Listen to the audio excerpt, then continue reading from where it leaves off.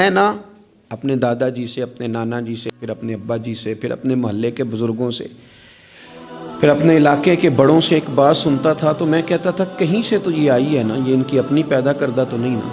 सादे लोग, अंगूठा छाप लोग, अपना नाम भी नहीं लिख सकते, पर वो कहते थे ए धी आ गई है बूहे ते, हुण मोड़ सकते।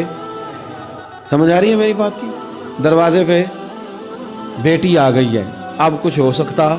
यानी किसी पार्टी से सियासी जंग चल रही है, लड़ाई पूरे उरूज पे है, वोट नहीं देने, तय हो गया बरादरी का फैसला, तो वो इलेक्शन के दिनों में वो भी बड़े मुतर्रक होते हैं, वो पता कर लेते हैं बच्ची कहाँ शादी हुई है, वहाँ चले जाते हैं, जाके फटाफट चाचा जी भी बन जाते हैं। बेटा मैं तेरा चाचा हूँ, मैं आया हूँ, अब्बा के सामने मेरी सिफारिश कर। तो बेटियाँ कई दफ़ा आ जाती थी, तो अब बड़े बूढ़े क्या कहते, तो कहते थे बेटी आ गई है दरवाजे पे, वो क्या करे। मैं सोचता था कि चलो ये बात इन्होंने पढ़ी नहीं, सुनी नहीं, इन्होंने सीखी नहीं, पर ये कोई फैज है जो सीना बसीना आ रहा है। कहीं तो ये चीज थी जो इस तरह आई है कि यानी समझदार आदमी है, वजादार है, वो बेटी को कह भी सकता है कि पुत्र तू सियानी नहीं, तू समझदार नहीं, तू वहां नहीं जहां मैं हूं, मैं तेरा दादा हूं, लेकिन वो ये बात ही नहीं करता, कहता बेटी आ गई है। तो फिर एक हदीस पढ़ी तो समझ आई कि नहीं ये फैज है रसूल पाक का। ये बात ना मदीने की गली से चली है, जो गली गली मुसलमानों के सीने में जा बसी है।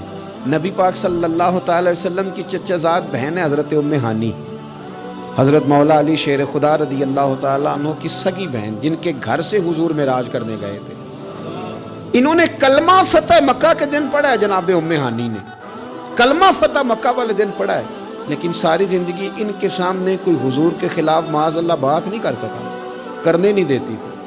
लोग कहते थे तू कलमा नहीं पढ़ती, कहते वो मेरा और मेरे नबी का मामला है, पर तुम हुजूर के बारे में बात करो, मेरे भाई के बारे में मैं तुम्हें करने देती हूँ, सवाल ही नहीं पैदा होता। इनके शौहर भी मुसलमान नहीं हुए, फतह मक्का वाले दिन भाग गए। इनके रिश्ते में कुछ देवर थे ससुराल के रिश्तों में से, वो तो इतने सख्त काफिर थे, इस्लाम के दुश्मन थे, लेकिन हुजूर जब फतह मक्का पे गए तो बड़े बड़े लोगों ने दावत दी, पर हुजूर इनके घर में गए, नफल भी वहीं पढ़े, रोटी भी वहीं खाई, वहां रहे। हुजूर वहां से तशरीफ ले गए एक और जगह, तो ऐलान हुआ कि इनके वो जो दो देवर हैं जनाब उम्मे हानी रदी अल्लाह तआला अन्हा के, उनको ना जहां मिले मार दिया जाए। अब उन्हें ढूंढ कौन रहा है? मौला अली खुद ढूंढ रहे हैं, हालांकि वो रिश्तेदार हैं। हजरत अली ने तलवार पकड़ी है, जहां मिलेंगे मार दूंगा। जनाब उम्मे हानी ने ना अपने वो दोनों देवर तलाश किए, ढूंढ के लाई, ला के कमरे में बंद करके बाहर से दरवाजा बंद किया और सीधी हुजूर के पास चली गई। कहने लगी अली उन्हें ढूंढ रहे हैं, ये पैगाम आया है उनके लिए, ये ऐलान कर दिया गया है। हुजूर ने फरमाया उम्मे हानी तू बात कर। तो कहने लगी हुजूर फिर मैंने उन्हें पनाह दे दी है। तिया आ गई ना बूबे ते, बेटी आ गई, मैंने पनाह दे दी है। कोई दूसरा जुमला नहीं, कोई दूसरी बात नहीं। ये इमामुल अंबिया बोल रहे हैं, ये सरवरे कायनात बोल रहे हैं। हुजूर फरमाने लगे उम्मे हानी, जिसे उम्मे हानी ने पनाह दे दी उसे मोहम्मद अरबी ने भी पनाह दे दी। बुला लो अली को वापस, हमने नहीं मारना। जिसे तूने पनाह दे दी उसे हमने भी पनाह दे दी।